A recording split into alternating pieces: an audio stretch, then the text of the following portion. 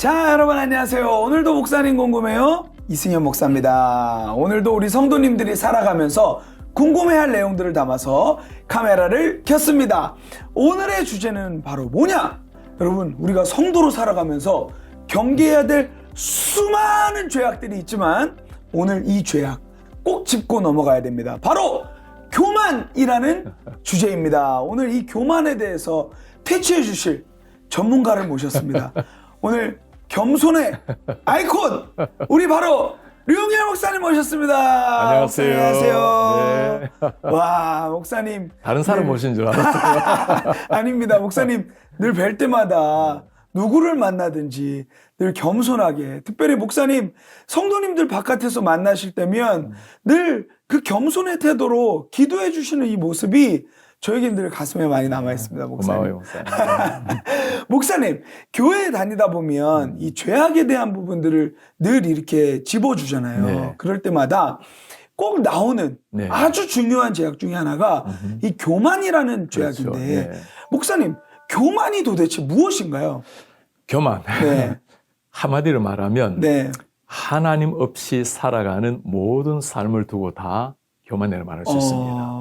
내 중심에 하나님이 계시지 않을 때 내 자신이 중심이 되겠죠. 네. 내 자신이 중심이 되니까 자아 중심, 네. 자기 중심의 삶이 이루어질 테고 모든 것이 하나님을 향하는 것이 아니라 모든 것이 나를 향하는 것. 이게 근본적으로 교만이라고 말할 수 있겠습니다. 와, 그렇다면 목사님, 이런 질문이 또 나올 수 있을 것 같아요. 자신감이 넘치는 사람과 교만한 사람들이 얼핏 보기에는 네. 이렇게 표면적으로는 그렇죠. 별로 이렇게 티가 안 날 수 있을 것 같은데 분명히 차별성이 있을 것 같아요. 차이점이 있을 것 같아요. 그럼요. 네. 자신감과 함께 자존감 같이 얘기 나누고 할까요? 네. 그리고 교만한 마음은 네. 뭐 어쨌든 나름대로 자기를 굉장히 자신 있게 나타나는 것은 비슷할 수 있는데 네. 자신감과 자존감은 하나님 앞에서 자기 자신을 발견할 때 나오는 거고 교만은 하나님 앞에서 자기 자신을 발견하지 못할 때 나오는 겁니다. 자, 자존감, 자신감은 가진 게 없어도 가진 게 없으면 교만하기가 어려워. 그런데 네, 맞아요. 자존감이 가진 게 없어도 주님이 내 전부다. 내가 비록 병약하고 연약해도 하나님이 내 힘이시다. 오히려 내가 부족할 때 연약할 때 주님이 더 강하게 나타나신다. 이거는 거룩한 자신감이죠. 네. 어떻게 보면 자기 자신을 하나님 앞에 소중히 여기는 자존감이라 볼 수 있고 네. 이런 사람은 타인을 볼 때도 굉장히 소중하게 봅니다. 어떤 사람이라 하더라도 네. 다 귀하니까. 그런데 교만한 사람은 네. 하나님이 없기 때문에 맞네요. 모든 걸 상대적으로 평가하고 내가 제1이라고 생각하는 겁니다. 네. 남들보다 뛰어나기 때문에 뭔가 훈수 들려 하고 교훈 주려고 하고 네. 그리고 언제나 자기중심이기 때문에 자기 만족이 제일이고 그러니까 이런 사람은 근본적으로 하나님이 없다 보니까 다 모든 게 자기야. 자기. 그러면 목사님, 궁극적인 차이는 이거겠네요. 하나님의 시선으로 자신을 바라보고 타인을 바라보는 것. 이것이 자신감, 자존감이라고 말할 수 있겠고. 딱 한마디입니다. 네, 진짜 하나님이 없는 내 시선으로 나 자신과 타인을 바라보면 진짜 교만의 그 그렇죠. 모습을 취할 수 있겠네요. 네. 목사님, 우리가 신앙생활하다 보면 이 교만의 모습이 어떻게 나타날 수가 있나요? 다양하게 나타나겠죠. 네. 일단은 하나님을 인정하지 않고 하나님 앞에 서지 않기 때문에 하나님을 인정하지도 않고 기도 전혀 할 필요가 없죠. 내가 하나님께 기도한다는 것은 하나님께 의지한다라는 건데 나를 믿으니까 기도할 필요도 없고 상대방도 굉장히 무시합니다. 그가 어떤 사람이든지 간에 좀 더 정교하게 말하면 약한 사람들한테 더 교만하고 심하게 말하면 좀 더 아주 강한 사람에게는 비굴해 줄 수 있고 이게 교만한 사람의 특징입니다. 맞아요. 그러니까 하나님과의 관계도 무너져 있고 사람들 간의 관계도 무너져 있는 총체적인 무너짐이죠. 맞아요. 목사님, 제가 알리스테어 백이라는 그 목회자가 쓴 더 큰 기도를 하라라는 책을 읽었는데 거기서 기도는 의존이다라는 말을 했거든요. 지금 목사님 말씀하신 것처럼 기도는 의존인데 정말 하나님께 의존하지 않는 사람들은 절대 기도하지 않는다고 말하더라고요. 그렇습니다. 사실 기도뿐만이 아니라 말씀을 읽는 것도 마찬가지입니다. 그쵸. 우리가 신학적으로 표현할 때 계시 의존 사상이라는 게 있어요. 그러니까 하나님께서 주신 말씀에 의존해서 내 사고 체계를 만들어가는. 그러지 않으면 하나님의 계시에 의존하는 게 아니라 내 생각, 네, 내 계획, 네. 내가 가진 지식 여기에 의존하게 되겠죠. 기도뿐만 아니라 말씀뿐만 아니라 모든 삶의 영역에 네. 주님 제 삶을 인도해 주세요. 성령께 자기 자신을 맡기고 살아가겠죠. 네. 내 자신을 맡긴다라는 것은 네. 그분이 나를 책임질 수 있고 네. 나보다 더 지혜롭고 그러니까 맡길 수 있는 거 아니겠어요. 네. 그런데 교만한 사람은 뭘 맡겨 내 주먹을 믿고 나를 믿지. 그러니까 주님을 믿어야 되는데 네. 주먹을 믿고 우리 요즘은 주머니를 믿고 이게 주님에서 주먹에서 주머니로 넘어가고 네, 있어요. 그 교만한 사람이군요. 목사님, 네. 그러면 안 됩니다. 네. 목사님 너무 중요한 이야기를 해주셨어요. 네. 사실은 목사님께서 어쩌면 이 교만한 사람들은 기도하지 않는다라고 얘기하셨는데 내가 정말 교만한지 아닌지를 스스로 평가해 보려면 네. 판단해 보려면 네. 정말 그 부분을 체크해 보면 그럼요. 되겠어요. 사실 네. 제일 심플하게 네. 내가 교만한가라는 걸 물어보면서 네. 뭐 내가 남들한테 함부로 대한다거나 네. 남들을 업신여긴다거나 네. 이런 것도 중요한 하나의 나타나는 현상인데 제일 우리 신앙인들에게 네. 영적 교만의 가장 중요한 현상은 하나님 앞에 기도하지 않고 살아가는 네. 것. 이게 목사님 기도 안 한다라는 게 단순한 기도 안 함이 문제가 아니고 네. 주인의 문제예요. 그쵸. 그분이 그쵸. 내 주인이라면 맞아요. 주인님 오늘 내가 뭘 할까요? 네. 어떻게 하면 주인님을 기쁘시게 할 수 있을까요? 어떻게 할까요? 네. 늘 묻지 않겠습니까? 그리고 네. 주인님 제가 도와주세요. 뭐가 필요합니다. 그런데 맞아요. 교만한 사람은 그 자체가 없는 거예요. 그러니까 맞아요. 한마디로 말하면 기도 없는 삶. 와, 그러니까 어쩌면요 부모님 입장에서는 자녀가 네. 내가 다 알아서 할 거니까 관여하지 마. 이것보다 네. 부모님은 관계를 원하시지 않을까요? 그럼요. 당연하죠. 네. 제가 예전에 네. 이런 일이 있었어요. 대학교 다닐 때. 네.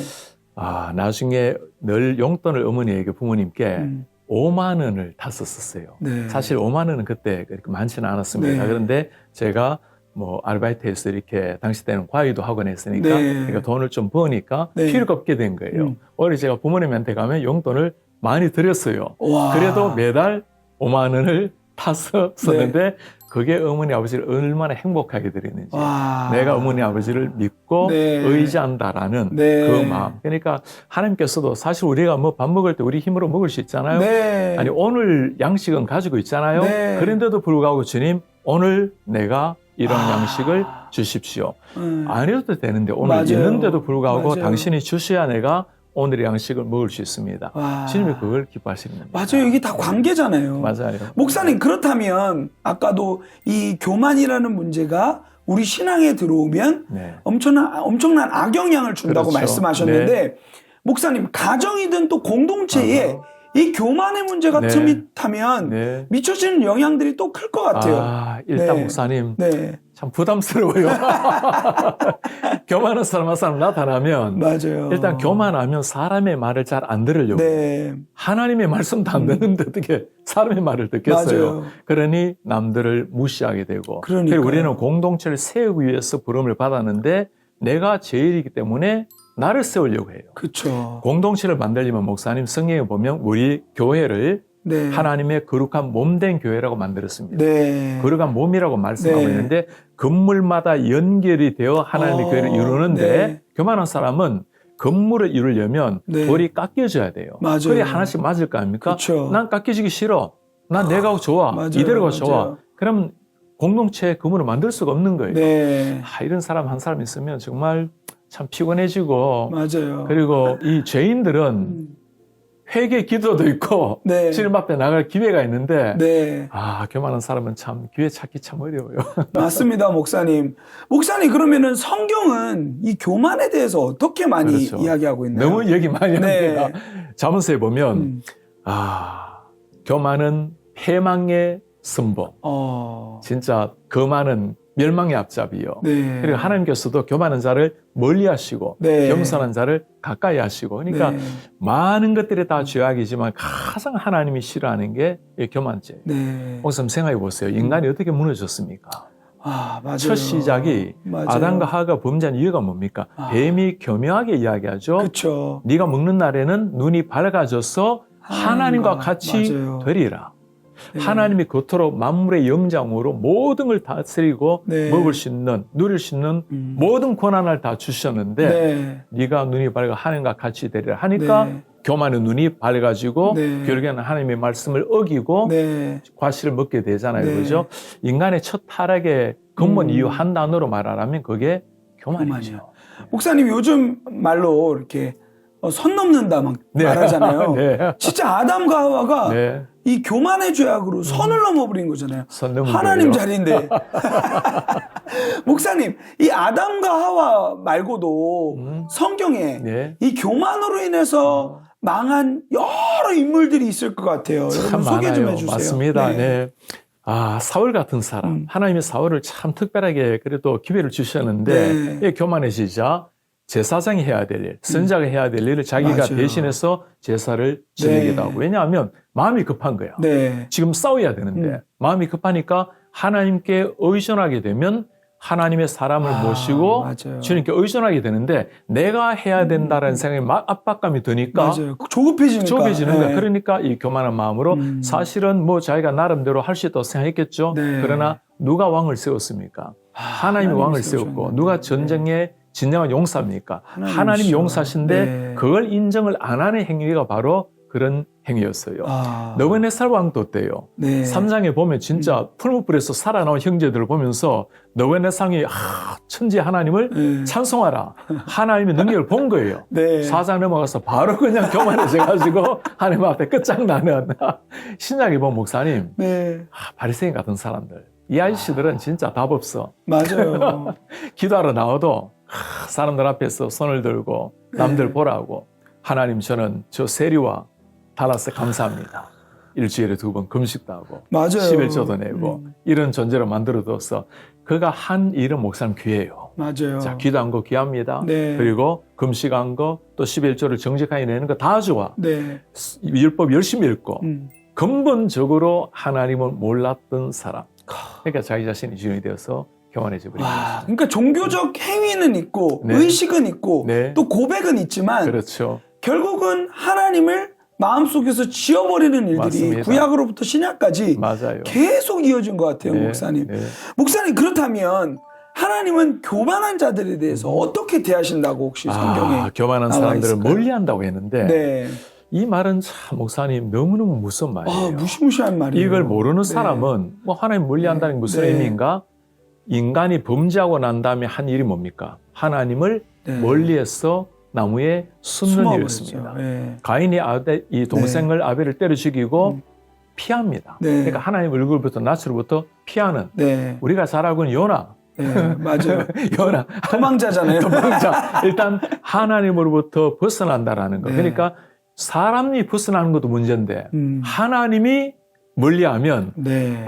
진짜 큰일 나는 거죠. 그리고 하나님이 진짜 교만한 사람들의 목을 치시는 게 우리 예수님 전공이에요. 와. 그 바리새인들 맞아요. 한 판에 그냥 날려버리시잖아. 그러니까요. 조심해야 돼요. 요즘 목사님 제가 성경을 읽으면서 네. 참 제가 두렵고 떨림으로 받아들이는 말씀 중에 하나가 네. 뭐냐면 내가 너를 도무지 알지 못하니라. 이렇게 네. 주님께서 만약에 훗날에 말씀하시면 그렇죠. 아무리 종교적 의식을 바리새인처럼 네. 성실히 감당했다 한들 네. 그리고 하나님께서 세우신 리더의 자리에서 나 나름대로의 열심을 했다 한들 나중에 주님께서 내가 너를 도무지 알지 못하겠다 말씀하시면 네. 너무 무서울 것 같아요, 목사님. 정말 우리 목사들에게는 네. 목사님 이 말씀이 더 강하게 네. 너무너무 무겁게 다가옵니다. 네. 우리도 사실 책도 참 많이 읽고 성경에 네. 대해서 연구도 많이 하고 책도 네. 성경에 대해서 책도 많이 써요. 그런데 제가 읽고 제가 쓰는 모든 것들을 가끔 그런 생각을 합니다. 다 모아서 자, 약탕기에 넣어서 꽉 짜면 진짜 예수님의 모습이 나올까? 내가 생각하고 믿고 알고 가르친 그 예수님의 모습이 천국 갔을 때 주님을 딱 보는 순간 정말 일치가 될까? 목사님 찾지 않다면 예수님 못 알아볼 수도 있어요. 예수님께서는 그렇게 겸손의 종으로 오시고 낮고 천한 몸으로 이 땅에 오셨는데 우리는 주님을 전혀 엉뚱하게 가르치고 엉뚱하게 생각하면 예수님 못 알아볼 수도 있어. 와, 정말 두렵고 떨림으로 진짜 나아가야 됩니다, 목사님. 요즘도 정말 결국 아까 목사님께서 그 망한 인물들의 대부분은 네. 왕이었잖아요. 맞아요. 리더였잖아요. 맞습니다. 하나님이 그렇게 세우실 때는 특히 하나님이 세우신 왕 아닙니까? 그렇게 세웠을 때는 그만큼 많은 것을 사명을 주신 거고 책임을 주신 겁니다. 왕으로서 하나님을 살 수 있는 일이 너무너무 많은데 그러니까요. 그 하나님이 세우셨다라는 그 부분을 딱 놓는 순간 그쵸. 교만죄가 모든 자기 자신을 없애버리는 거죠. 다윗도 마찬가지입니다. 무너진 근본 이유가 뭡니까? 하나님이 자기 자신을 세웠는데 다윗이 하루는 군사들, 자기 백성들 숫자를 확인해요. 그게 무슨 말입니까? 지금까지 하나님께서 전쟁에서 백전백승하게 하셨는데 우리나라에 얼마나 군사력이 큰지를 보기를 원하는 거예요. 이게 내 나라가 이만큼 부강해졌고 군사력이 많아졌고 나는 그 나라의 왕이고 교만죄에 빠져버린 겁니다. 그때 요압이 왕이 하나님이 이렇게 나라를 분성하게 하셨는데 왜 숫자를 세려고 합니까? 그러니까 요압이 본 거예요. 요압이 사실 뭐 신앙이 좋은 사람도 아니었어요. 그런데 다윗 옆에서 본 거예요. 하나님이 백전백승하겠다는 걸. 그런데 밀어붙이잖아요. 그로 말미암아 백성들이 7만 명이나 죽게 되는. 그러니까 왕이 겸손했을 때는 하나님께서 너무 귀하게 계셨는데 교만에 빠지게 되자 무너지는 안타까운 모습이에요. 와, 진짜 우리의 진짜 왕의 자리에 우리 주님의 자리에 주님을 모시는 일이 가장 그 교만으로부터 우리가 벗어나는 길이 아닐까라는 생각이 듭니다. 목사님, 이와 같이 우리가 이 교만의 죄로부터 우리를 보호하기 위해서 할 수 있는 구체적인 방법들이 있을 것 같아요. 목사님, 어떤 것들이 있을까요? 하나님 앞에서 일단 자기 자신에 대한 발견이 있어야 돼요. 요한 칼빈이 쓴 겸손이라는 책에 보면 겸손을 어떻게 표현하냐면 뭐 남들보다 내 자신을 낮추고 이런 도덕적인 윤리적인 차원이 아니고 하나님 앞에서 내 자신을 발견하여 말하고 살아가는 모든 것 그걸 겸손이라고 얘기를 해요. 그러니까 그 말은 반대로 말하면 그렇지 못할 때가 교만이겠죠. 그러니 교만하지 말리라라는 이런 소극적 태도보다는 주님 저로 하여금 정말 주님 앞에 하나님 앞에 살아가는 겸손함으로 나를 옷 입혀 주십시오. 그게 최고의 길일 겁니다. 성경을 특별히 보는 우리들에게는 특별히 이 겸손에 대한 문제, 이 교만의 죄악을 퇴치하는 아주 궁극적인 답을 목사님 성경에서도 찾을 수 있을 당연하죠. 것 같아요. 우리 뭐 언제나 예수님, 예수님의 말로 그는 겸손하여서 나귀를 탔나니. 사실 나귀 타는 게 왜 겸손일까요? 우리는 그게 무슨 말인지라고 생각할 수 있습니다. 당시 때 유대인들의 사상에는 메시아가 오면 나귀 탈 수가 없어. 나귀가 아니라 탱크를 몰고 오든지 아니면 뭐 백마를 타고 오든지 아니면 찬란한 구름을 타고 오든지 그런데 쪼랑말을 타고 가는 나귀 새끼를 타고 가는 그러니까 이게 전혀 자기들이 생각할 때 메시아와 맞죠? 겸손하여서 나귀를 탔나니 그리고 예수님께서 그 마음을 바울을 통해서 보여주신 게 있습니다. 너희 안에 이 마음을 품으라 예수 그리스도의 마음이니 그는 겸손하여서 자기를 비우고 하나님과 동등됨을 여기지 아니하고 그러니까 예수님의 모든 삶을 한마디로 말하면 겸손이라 볼 수 있겠죠. 그러니 하나님 앞에 매일 아침 한제가 온 곳에 가서 기도하시고 이 땅에 오셨을 때도 돌아가실 때도 오직 모든 삶을 기도로 일관하신 예수님 그리고 제자들을 그렇게 기도를 가르치시고 그리고 인자가 온 것은 섬김을 받으려 함이 아니라 섬기려 하고 심지어 자기 목숨을 많은 사람의 되선물로 주려고 그러니까 목숨을 주기까지 우리를 겸손하게 사랑하신 그러니까 겸손이 없었다면 예수님의 성육신도 산도 예수님의 죽으심도 없다고 봐야 되겠죠. 와, 너무도 중요한 메시지 너무 감사합니다, 목사님. 하나님 앞에서 자신을 또 바라보고 또 많은 하나님께서 보여주신 공동체 가운데서도 정말 이 교만이 아닌 겸손의 태도로 예수님 닮은 모습으로 섬기며 나아가는 우리가 되기를 원합니다. 목사님 오늘도 진심으로 감사합니다. 감사합니다.